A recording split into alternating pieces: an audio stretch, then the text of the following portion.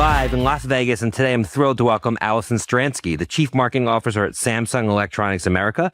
Allison, who's a repeat guest, is a dynamic leader with deep experience across Google, L'Oreal, Unilever, and J&J, and now she spearheads Samsung's AI for All vision, bringing connected AI-powered experiences to millions of consumers across the U.S.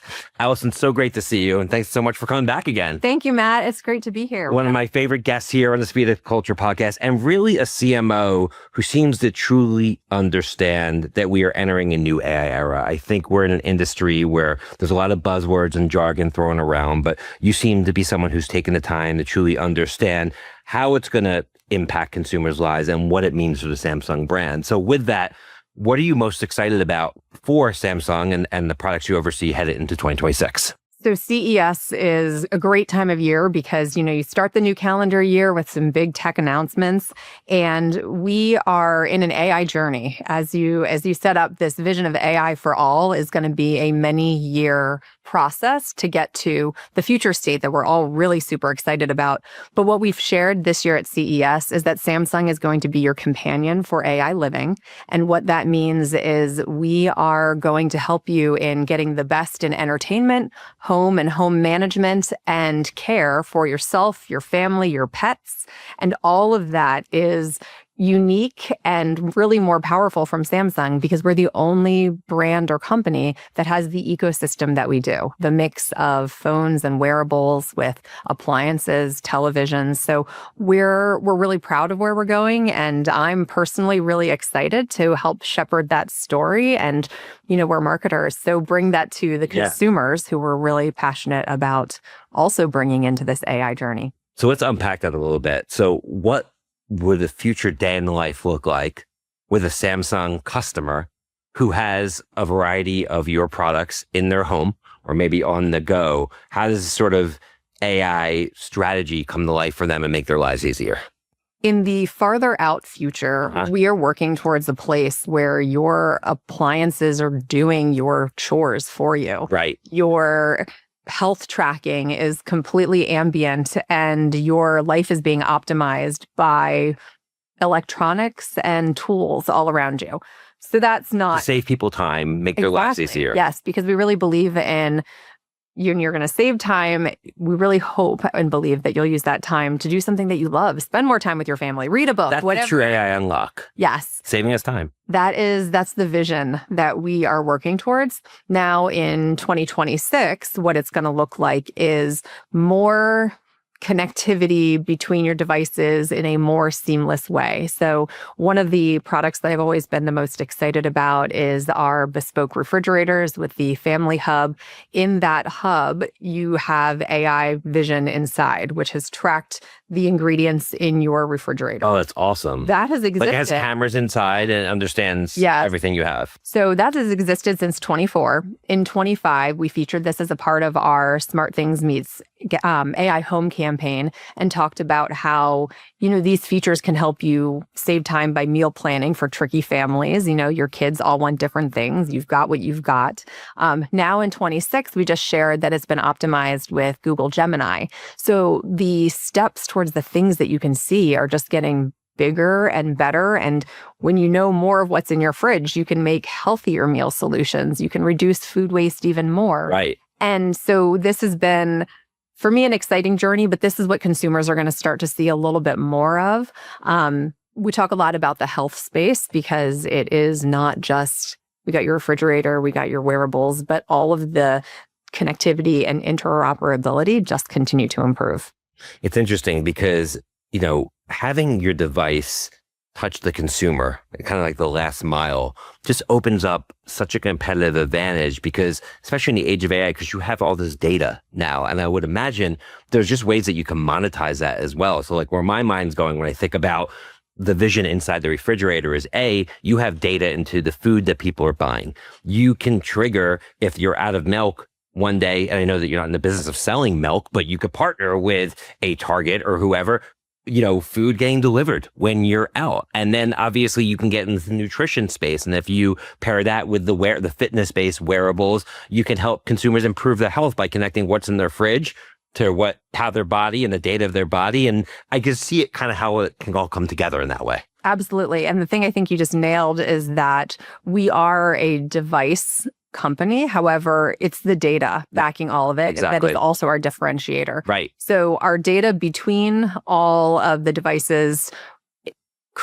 enables solutions. And it's really the solutions that our consumers are in market for. Like a phone is a phone, but a phone is it's about the connection benefits to the world, Yeah. your partner, your friends, your family, your everything. Right. And obviously, there's probably a lot of consumer education that has to happen on this. I mean, you and I live on the edges of AI and we're talking about it. But when we look out there to the mass consumer, they know AI is like asking ChatGPT for the best lasagna recipe, right? They don't really understand how it can be a data layer and an operability layer for the consumer. So what does storytelling look like? And I know you're not there today. You said it's a vision for the future, but you obviously want to bring consumers along the journey. So what does kind of storytelling look like, and what's your plan to start to unveil that? We've been early in the, I guess I would say, device AI storytelling, because you're right. When people think AI, they're thinking ChatGPT and the LLMs. But we've been talking about breaking it down since 24. When we launched it on our S24 series, that was our first AI device. And the initial demonstrations of what AI was circle to search, AI translate, and finding things that consumers are actually going to use and saying, this is AI powering this. Then in 25, we did our first ever cross-product campaign, which was the SmartThings meets AI home campaign. And that was the first time that we said, it is all better together. And if you have that phone plus your TV connected through SmartThings, powered by AI, you have the best, most immersive entertainment experience, because that's the benefit that you're working towards. So it's been a little bit of a puzzle piecing these together. We know it's a journey. We have moments like CES where we can be a little bit more visionary, but then when we leave Las Vegas and go back to our jobs, now it's like, what are we going to talk about today? How are we going to show that this is real right now? And that is through the design of these vignettes or use cases of telling stories about how this works together in the three areas of... You're selling the dream, kind of. You have to. Exactly. That's what we want to get to, because once you get the product in your home, you're going to learn more about what works for you. Also, it's AI, so it's learning about what works for you at the same time.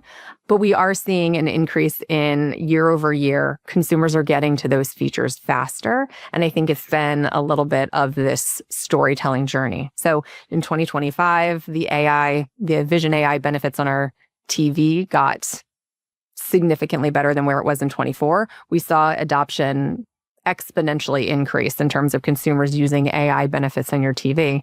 As we're telling a story of TV's not a leaned out experience. It's actually a leaned in, interactive family and friend time. And all of that they're getting there little by little. I think it's about finding the benefits that are easy to understand today, demonstrating those. And I think it's an unlock to get us on a journey to, someday it doesn't matter how to access it. You're just going to talk to your device and it's going to come together. But until we're at that point, we're going to break it down in easy to understand steps. Yeah, I think that's definitely a challenge of the marketer here in 2026, is that things are moving so fast, especially from where you sit, where, there's a kind of product development life cycle for the things that your company creates to get out into the market. And it's not like you can snap your fingers and have it there, but you want consumers to understand where you're going towards. But there's not going to be a moment where it's all there, because if it's all there, you're almost like then already behind the timing game, right? So you have to be practical in terms of here's what you can buy, here's what you can lay, but you also need to be visionary in painting a picture of where it's headed. And I would imagine it's a balancing act in doing that. It is. It's a little bit of a balance, which is where we're talking about some of the pilots and other interesting things that we have going on. So, for example, we are piloting the concept of your smart appliances getting you home insurance discounts. I love it. This is awesome, because I've been talking about this for so long. I love this sort of connection of... So we are in pilot right now in Florida and Tennessee with 2 local providers, and it's really positive results. And so you, through SmartThings in your apps, that you may qualify for home insurance discounts. Follow this path to understand if you do, and then it's working out. People are very curious. So we're slow rolling that out because we really do believe that smart appliances are more than even food recommendations. They're going to protect your whole home. Yeah. So this is a little bit of a step into that journey. Likewise, we shared, we have betas where we are experimenting with how can our devices help measure cognitive change. Like this is a much farther out consumer So maybe not solution, that far out. but Right. much far to me. It's 27 even. Exactly. Right. Or we'll see when it comes. But yes, because everything is accelerating at the rate of change.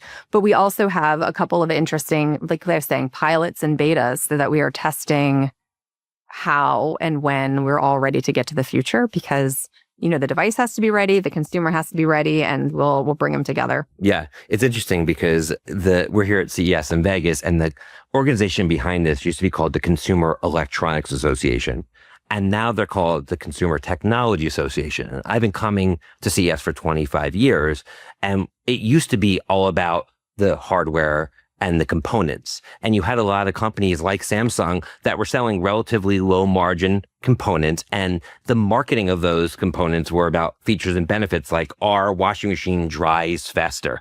Our TV has a clearer picture. But I think we're now at the place where 4K TVs are very inexpensive and they're manufactured everywhere. And it's somewhat commoditized, that one aspect. But to decommoditize and to differentiate, you have to look at the business differently. It's about services, it's about data, it's about ecosystem, and all these things.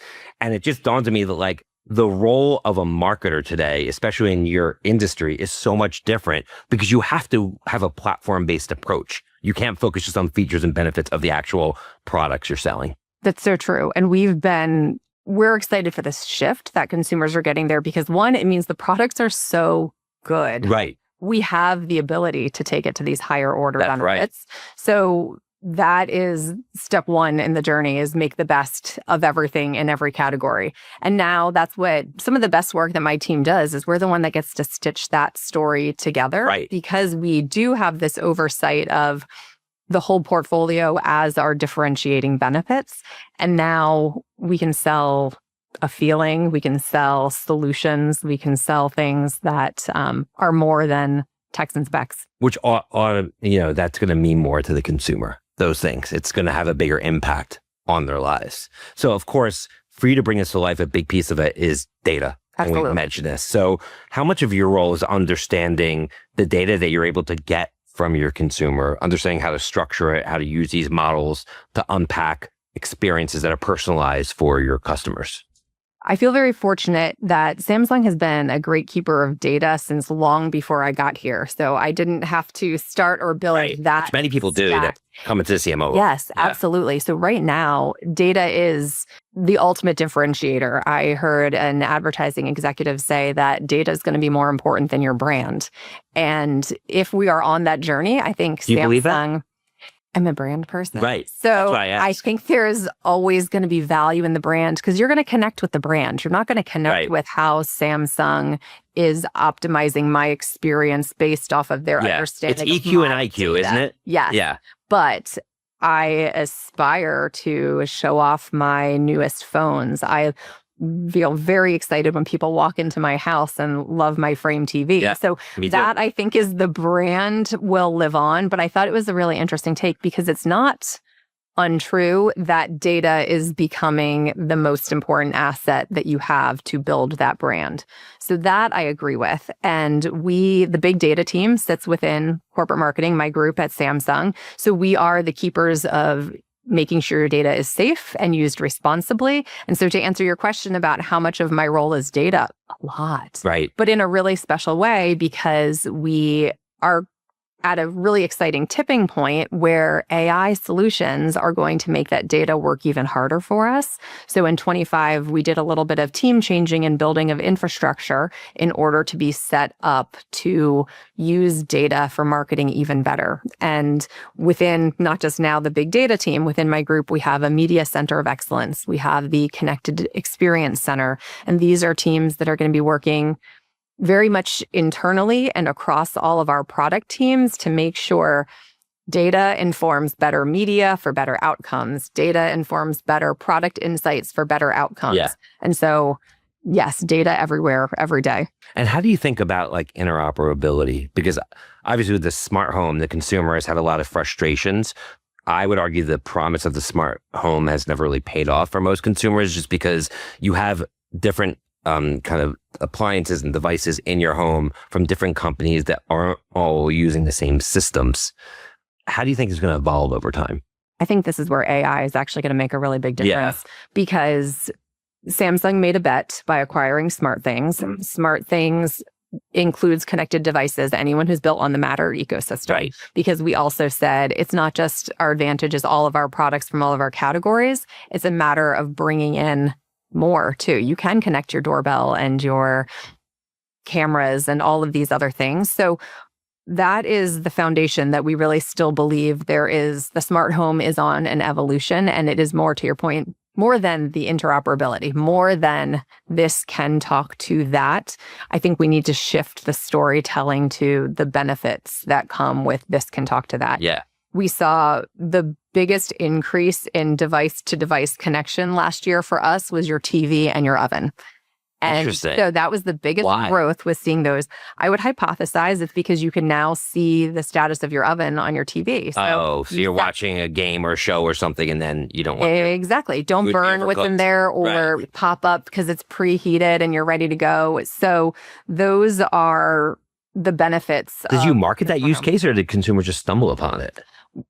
We a little bit of both, because we talk about a lot of these things, but not in a big way. That wasn't like that was not the big budget first thing that I told you about, but they were, we've always known that notifications on your TV is actually one of the best benefits that you've gotten from connecting your devices, because go change the laundry over. Go pop that out of the oven. Those are little peace of mind solutions. So useful. So we don't talk about all of them in terms of marketing because there's so many that that could be our social feeds all day. Well, it's just interesting. That's what my mind was going, is like, if you have access to the data of how your products are being used and connected in the home, that almost creates your content calendar. Because now if a group of people are doing that, then you can create content of that use case to have more people do it. Exactly. It almost like creates your roadmap for you. So last year we shot what we called the SmartThings 101 series, and it was 101 videos. Oh, very cool. About everything, the first level of everything you can do with SmartThings. And we're talking about doing the 201 series because there continue to be so many things that you can do. Let's just show you how. Let's make it easier. It's interesting when you think about appliances and you think about, electronics in the home. Obviously, there's been traditionally like this adoption barrier where a lot of people don't want to read the manuals. They're not technical. They don't care to mess with the knobs and dials, etc. I believe that product manuals are not going to exist moving forward. And it's just all going to be driven by voice and chat, where you're going to say, fix this to your oven. And if it can't fix, it'll automatically bring in an authorized service person for you.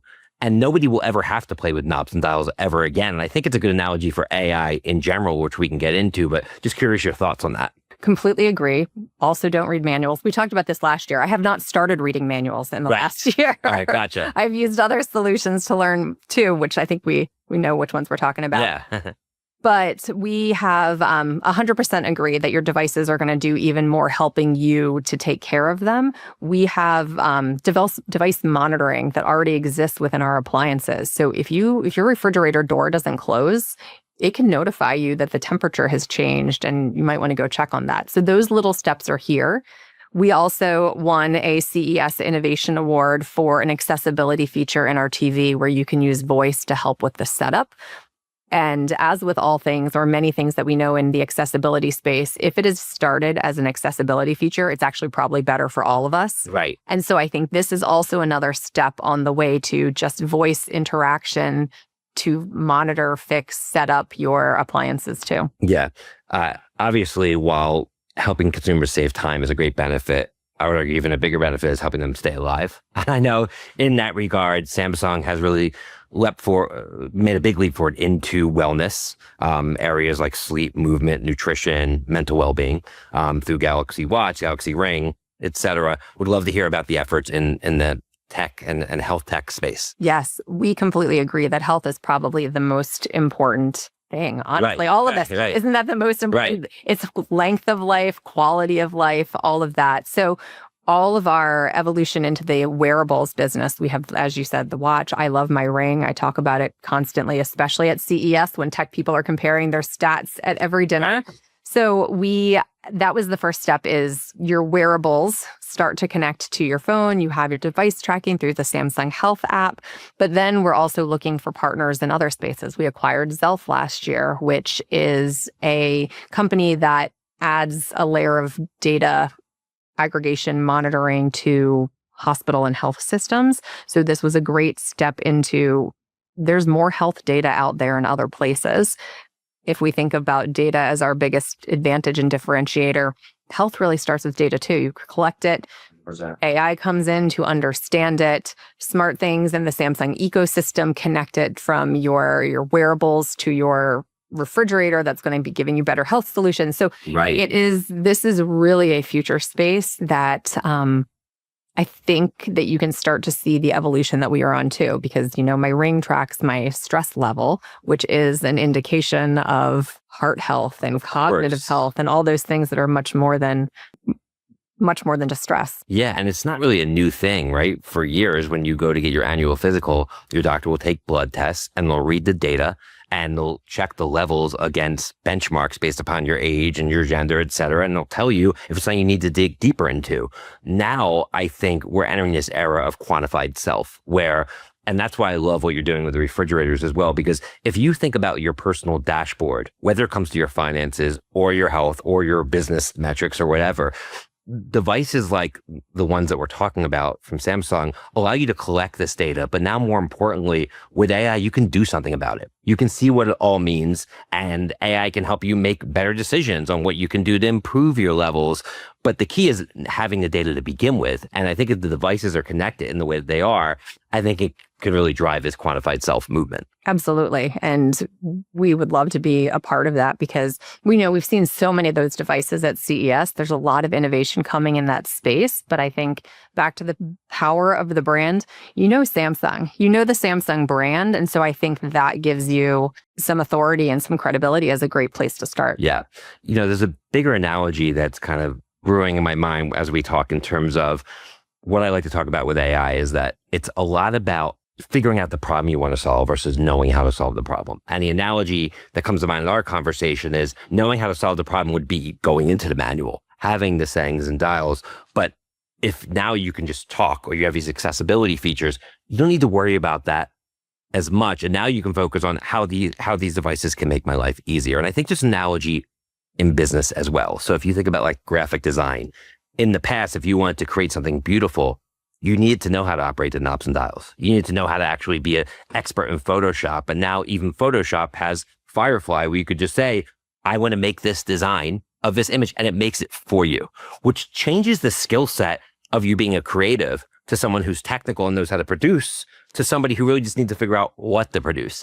I'm just curious how you think as a professional, as a CMO, AI is changing what's important to make somebody effective in the modern workplace.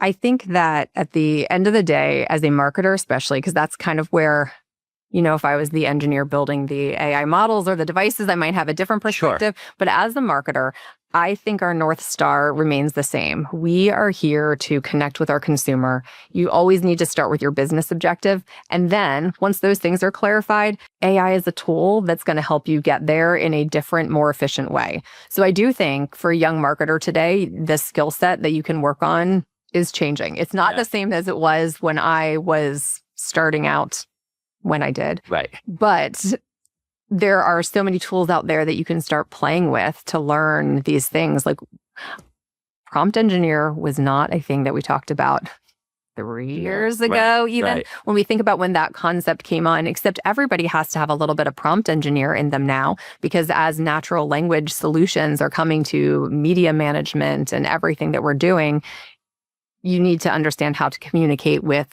the tools. Right. So that is a whole new skill set. But I am really passionate about making sure we all remember that at the end of the day, people are still people and people are still our target. So how we get there is going to be different. And I'm excited to be at this tipping point right now. Are we in a marketing renaissance where all everything of how we work changes. But I think the question is in the how, because the end goal is going to remain the same. Yeah. So but how do you think your time is spent differently now than it was 3 years ago as a result of AI? Right now, personally, my time is spent in a lot of the organizational and operational changes that have needed to happen to be ready to adopt these It's changes. a big company. Like you and I can talk here and prophesize about these big ideas, but ultimately you have to go back to your offices with the layers that a company like Samsung has and navigate through it to drive change and transformation. We are a very big company. Yeah. And I know that smaller companies have probably moved faster in some of these spaces, but we also want to do it in the most responsible way. And we are so passionate about making sure every piece of data is protected. So there's been a long learning process that has been a part of getting to building these changes. So I think, the thing that has changed a little bit is like the work that I focus on 3 years ago was a little bit more of the work. And right now it's a little bit more of the operations, the structure, the team, which sets me up for the team to be able to focus on the work, because that all still exists.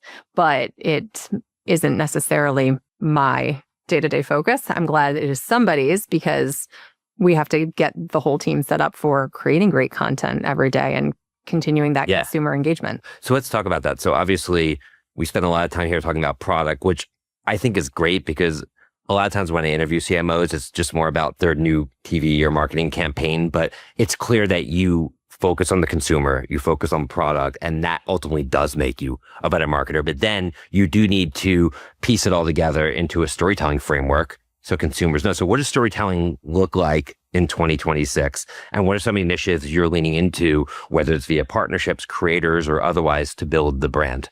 So a couple of things that are evolving in 26, and I think our strategy is it just continues to be an evolution of something that we talked about a little bit before, this idea that it's not only about features, it's about those higher order benefits. Now, how we're telling that story is 1.0, 2.0, 3.0. We kind of get into that evolution. So that is one, how can we inspire you differently in 26? Our campaign that I mentioned, the SmartThings meets AI home campaign, was hugely successful. Some of the best testing creative we ever made at Samsung. Awesome. And one of the things that makes me proud is not just that it did well, but that it was based in an insight that tech and AI can make your life better. That's one avenue of storytelling that we're going to continue to build on. This idea that all of the Samsung ecosystem makes life better is, we feel like we finally started to crack that storytelling, because it's a complex story. And especially in a world of a 6-second video, that's a really complex format to tell a complex story in.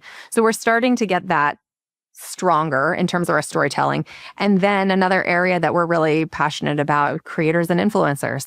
That authentic voice is still one of the most important ways to connect with consumers. More than ever. And we are leaning much more into creator affiliate programs, because I think this is the next evolution, as well as we're focused on figuring out live commerce. This is an exciting format that has dramatic growth. We've seen it in China and overseas really take off. And now TikTok is TikTok Shop, and we're saying whatnot. And this is how consumers want to buy. I mean, what a lot of people don't realize is that this year, for the first time ever, the average age of first-time mom is Gen Z, which means that they grew up with the smartphone in the household, which means the way that they consume content is by looking down on their screens, not looking at a TV as much. And when they are looking at their screens, they're getting content not from traditional media sources, but from other people. So this should be, I think, front and center into the planning cycle, is going after creators, because you're not just going after kids with creators anymore. You're going after the head of the household, the person who's making the buying decisions,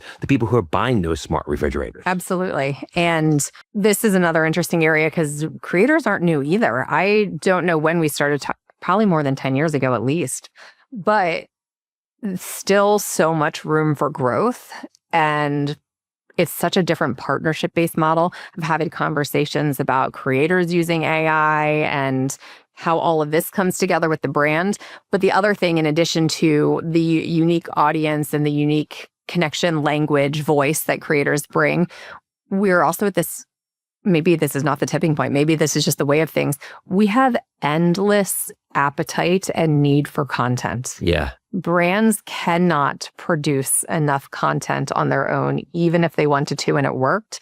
The real value is reaching people through all of those different voices. And I think we're looking at a flywheel of creator content informing LLMs, informing consumer connection and decision wherever you're looking for that information. It could be the video. It's well said. You watch it directly, or it could be in the LLMs. It could be, here comes Reddit back in the biggest way ever. Crazy, right? So that is so much part of our focus because, like I said, we're this flywheel of it's not just the video, it's how the whole world of it works together. And I think standing out is going to become increasingly challenging just because like the barrier to entry to creating content is lower than ever before. And these AI avatar powered creators are going to become increasingly indistinguishable from real people, and people are going to start to create these engines where there's just going to be content everywhere. You're not going to know what's real and what's truly AI generated. I don't know if consumers are really going to care, but I think there used to be a barrier to entry to creating video content, and that is slowly going to go away. So just curious, like what your thoughts are, not even necessarily through the lens of Samsung, but just as a marketer who really focuses on the future, what this all means. It is fascinating that as AI is moving so fast, so is everything. Everything is changing at a new exponential rate. So for me personally, I'm more drawn to, I want a creator to be a real person because I trust whether you said something good, bad, or flubbed your delivery, you are a real person saying that. So, but that's me. Right. I'm not an alpha. So I would predict that the younger consumers are going to continue to see through and demand more realness in different ways, but are probably going to be a little bit forgiving of I love that you said whether that. or not it's an avatar. Because you understand that you have your POV, but you also didn't grow up in an age of AI. Yes. Gen Alpha is. Absolutely. And for them, they're going to know no other world but a world where you can talk to your technology, and they are going to have deep relationships with AI chatbots, and they are going to look at AI-powered content differently, the same way that a baby boomer or even a Gen Xer doesn't understand electronic dance music, yet here in Las Vegas every year, there's the Electric Daisy Carnival that has 500,000 people watching DJs press buttons. So it almost doesn't matter what we think, and there are people who be like, oh, the Beatles, and I like real instruments, but obviously there's a new generation that doesn't really care about that. So we have to understand that things are changing. Absolutely. I love that music analogy, but to keep it going, at the end of the day, each of those audiences are coming for what they value in music, which I think is synonymous or parallel to however you get your information in the future, you still want it to be real information. Yeah. So I don't think there's ever going to be a world where it is acceptable to be lied to. 100%. So I think we need the machines. Disclosed. Exactly. The machines and the ways of learning these things, you have to make sure that you know the truth as a consumer, but what it looks like and how it's delivered to you is probably going to change and evolve. Yeah. So shifting gears as we wrap up here, and you and I could talk forever. So, but I understand that we're at CES and you got a lot going on. You are somebody, when I mentioned this at the onset, that's really continued to improve both their personal brand and, I think your overall impact on the industry over time. And I'm just curious, like, what do you think the steps that you've taken over the last 2 to 3 years that have put you in a position that you are today to be like a true leader in how large enterprise brands need to transform in the age of AI? Like, what were the steps that you took? Because I do think a lot of marketing leaders aren't going down the same path as you are. And I bet they want to know how. I appreciate that. Yeah. I think I've always looked forward. I've always been a little bit curious about what is next, which is how, if you look at my career path, I started in traditional CPG. At Unilever, I went to L'Oreal. It was a very significant zig and a zigzaggy resume path to go to Google and work with data and video in a different way. But I think it's been curiosity that has driven me in a lot of these changes. Likewise, optimism. I've been running around CES telling everyone I'm an AI optimist because from the beginning, I've really thought it's going to make things better. So when you combine from a marketing lens, looking forward with that innate optimism, I think I've felt like things had to change. And then you embark on this journey of figuring out what it is. So personal learning agenda has been like, learn all of this as fast as possible, even though I think I acknowledge I can't possibly keep up with it. Only so many hours in a day too, right? Yes, and the speed of the change. So there's that curiosity, and then the bringing it together I feel very fortunate to be the head of a team in a large organization so that I can go work the organization to make these changes, can advocate for what I think needs to be done. And it's a many-step process, but some of that has happened. So I'm really proud that, Samsung is steering a really big ship, but that ship is turning in what I believe is the right direction. Yeah, for sure. That is not something that I don't think anyone could argue, especially going through the examples we have today. So to wrap up here, and you know this because you are a return guest, I'm so appreciative of that. We wrap up our podcast asking if there's a saying or mantra that helps define someone's professional journey, and just curious, and maybe this is more of a 2026 version as we're here at the beginning of a new year. What comes to mind for you? I would say I'm still living by the same mantra I shared last year, which is to say, a quote that always stuck out to me was Tom Hanks in A League of Their Own.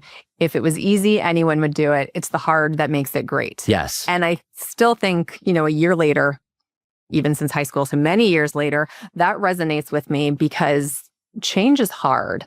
AI understanding and where we're going is hard. Yep. The kids graduating from college right now thinking they had a different career path, that's hard.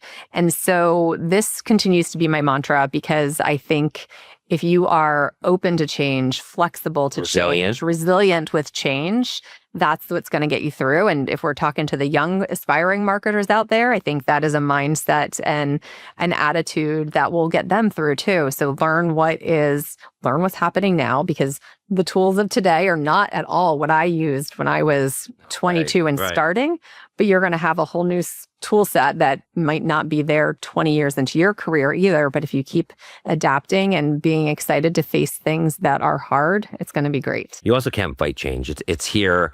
There's a lot of discussion of, is AI good or bad? But it doesn't matter.